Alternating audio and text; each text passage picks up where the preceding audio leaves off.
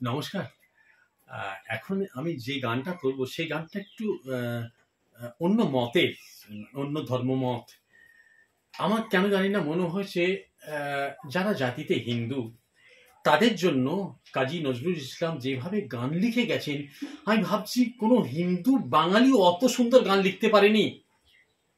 আমার তাই মনে হয়েছে আমি প্রথমে হিন্দু নই, আমি প্রথমে মানুষ, তারপরে ভারতবাসী, তারপরে বাঙালি, তারপরে আমি একজন হিন্দু বটে।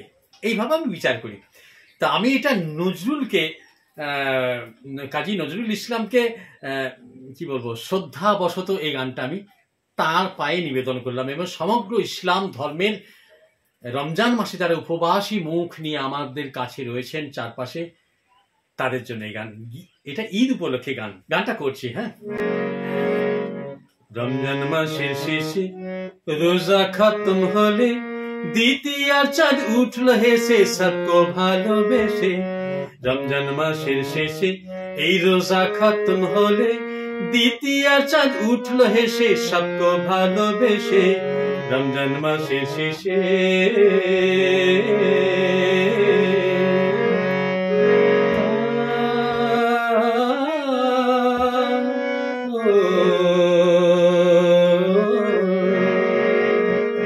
নতুন নতুন পোশাক আশাক, শাড়ি কুর্তা জামা, লাচ্ছা সেমাই খাবার দাবার, আতর চোখে সুরমা। নতুন নতুন পোশাক আশাক, শাড়ি কুর্তা জামা, লাচ্ছা সেমাই খাবার দাবার, আতর চোখে সুরমা।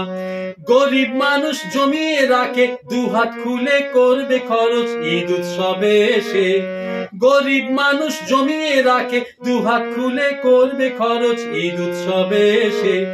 রমজান মাসের শেষে এই রোজা খতম হলে দ্বিতীয় চাঁদ উঠল হেসে সবকো ভালোবেসে। এই রমজান মাসের শেষে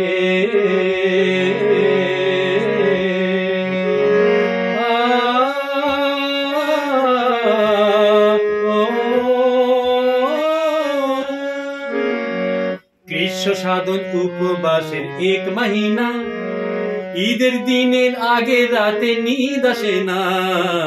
গ্রীষ্ম সাধন উপবাসের এক মহিনা, ঈদের দিনের আগে রাতে নিদ আসে না।